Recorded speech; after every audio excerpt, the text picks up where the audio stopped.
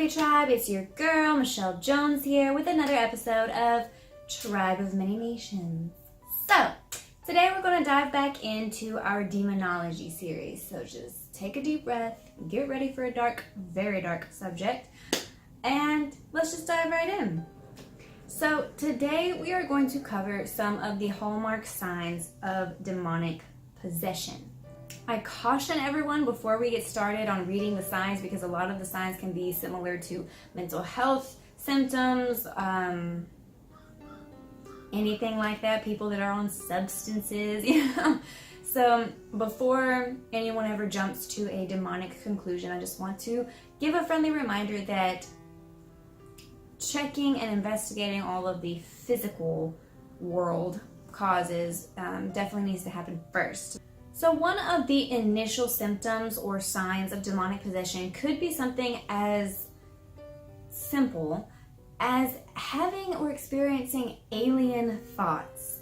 Now I know sometimes we can get in a depression or maybe we have a mental health issue or something like that and we feel as if our thoughts are not our own. For instance, I've had some serious depression in my past where I literally thought about suicide and things like that. And it definitely didn't feel like me. It didn't feel like I was thinking those thoughts. And it was scary, but it wasn't demonic possession.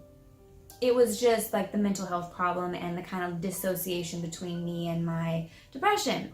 So that does happen with mental health disorders. But it also happens as kind of a precursor or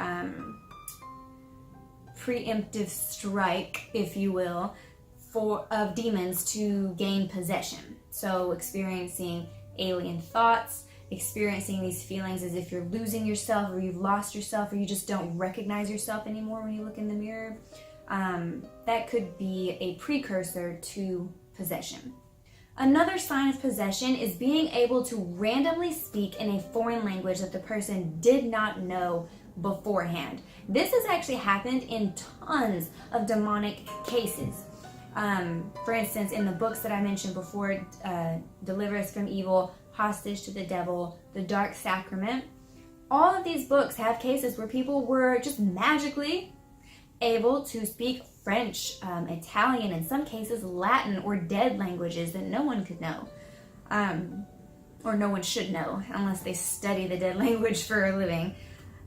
So it's a very interesting hallmark sign of possession. Another sign of possession is levitation. Now this doesn't happen a lot, and in fact most of the case studies that I've read, levitation doesn't happen or doesn't occur, but it is a very obvious sign of possession. There's not many things in this world that can make someone magically levitate off of their bed, out of a chair, off of the floor, and just hold them suspended in air. I'm sure there's been people who have tried to fake it, but maybe they used fishing wire, maybe they used some kind of harness. It's pretty easy to see and distinguish between people who are faking levitation and people who are not, who are literally just floating in the air. So that would definitely be something horrifying to see. And it would definitely make me, okay, we need a priest in here, stat. Another sign of possession is superhuman strength. I don't necessarily mean like Superman or Thor or any of like the comic book heroes and stuff like that, but strength that is definitely abnormal given the person's size, their weakness level, things like that. A lot of people, when they're going through a possession, will appear very frail, skinnier than normal, and it just seems like they wouldn't have a lot of strength in them. Maybe they appear kind of sickly, but these people have a lot of strength. They can hurl people across the room. A lot of times priests themselves have been attacked, thrown across the rooms, pushed downstairs, held by their throats in some cases. Like, I know this sounds like movie bullshit, but in real life cases, these things have happened. So, and it could be coming from a small child even. In the Exorcist movies, she had superhuman strength, but in the actual case behind the exorcism, so did the young boy.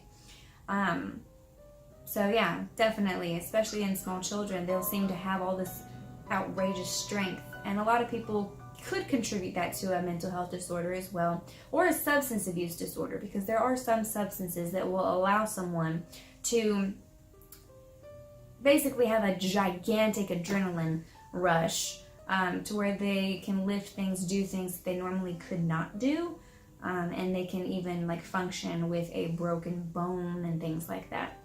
Another sign of possession is not being able to enter a house of worship, not being able to step foot on hallowed ground.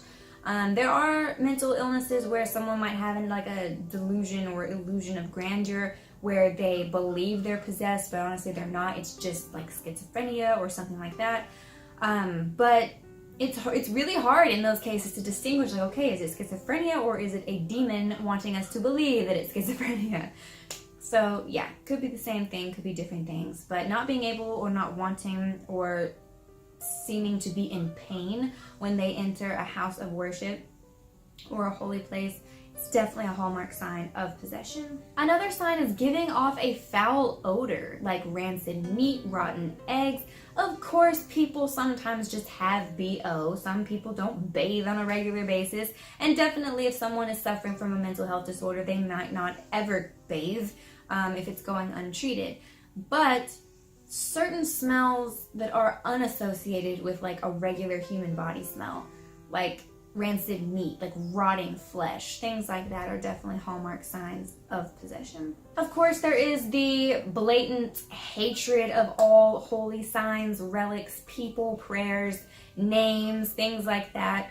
And again, that could be something linked towards schizophrenia or a delusional mental illness, but it's definitely suspicious because there are plenty of people in the world that have schizophrenia and have delusions, but specifically showing signs of pain or hatred or anger towards holy objects is not quite as common. And of course, one that is very obvious is being able to prophesy, if that's a word. Prophesy. Yeah. Future events that are about to unfold, and also being able to have secret knowledge. Now, each one of these signs, when taken apart by themselves, I would say is not a sign of possession, demonic influence. But when they're all kind of co-occurring and happening together and unfolding, then it's definitely time to start seeking help in a spiritual sense more than a physical sense. Now, 3 main types of mental health disorders that get confused with demonic possession are schizophrenia, of course, like I've already mentioned. Any kind of paranoia, and there's a lot of different disorders that will have like paranoia in the title, like an anxiety disorder, things like that. Any kind of paranoia can lead to some of these signs of possession and symptoms happening. And then of course there are the dissociative disorders. It used to be called multiple personality disorder. Now it's called dissociative identity disorder, or DID. And these can definitely be mistaken for possession because you're literally acting like a completely different person when the different personalities or people, they sometimes are even given different names, step forward. A good example of this in recent films is the Split film. I know y'all have seen that. I hope y'all have seen that. And of course, like, that movie takes the idea of DID and runs with it in almost a supernatural aspect. But regular dissociative identity disorder can lend itself to some of the things that were happening in the movie. Almost even different facial features, different voices for sure, different genders in one body, different names, different identities, different likes and dislikes, and even different like allergies and things like that. The mind is a very powerful creature, if you will, and it can kind of create, in a small way, different realities for someone who has several people living inside of them. So the main difference is to compete as far as like DID and demonic possession is that demonic possession will have blatant supernatural elements involved. There will be things that there is no possible way came from that human being involved. Things like prophesying future, having secret knowledge that no one would have, or that person would definitely not have access to, being able to levitate, superhuman strength, things like that lend itself more to demonic possession rather than dissociative identity disorder. There are three main things that demons tend to fear. That would be faith. That's why I always say, like, if you're going to go toe-to-toe to a demon, you need to have unquestionable and unshakable faith in whatever your higher power is, because it will attack in many different ways. So a demon is going to fear a person who has a very strong faith. They're also obviously afraid of exorcism itself. Exorcism is like the action of a person taking their faith and forcing that demonic and negative entity out of the person who's being possessed or oppressed. And God. They seem to fear God. And I'm not just specifying the Christian God, although that is the God that is most often used in actual exorcisms. But any kind of higher power authority figure in the spirit world. For most of us, that is God, in the Christian sense, in the Jewish sense, in the Islamic sense, Allah. There's like that one God element, right? And demons tend to fear that. They tend to fear that quite a lot. These three things combined, a man who has, or man or woman who has unshakable faith, who is performing an exorcism in the name of God, those are the things that tend to cause the exorcism to be successful and to actually work. Now, does that mean the exorcism is always successful? No. There are cases where the exorcism does fail. And so the person being possessed has to have a certain level of fight in them to be able to overcome and literally push the demonic entity out of them. They have to choose to do that. They have to work their ass off really during the process of the exorcism to gain their strength, to gain their faith back. Because I'm sorry, but there's nothing like being possessed by a demon to make one lose their faith, if they even had faith to begin with. So they definitely have to make some choices. They have to fight for themselves in a way that none of us even know about.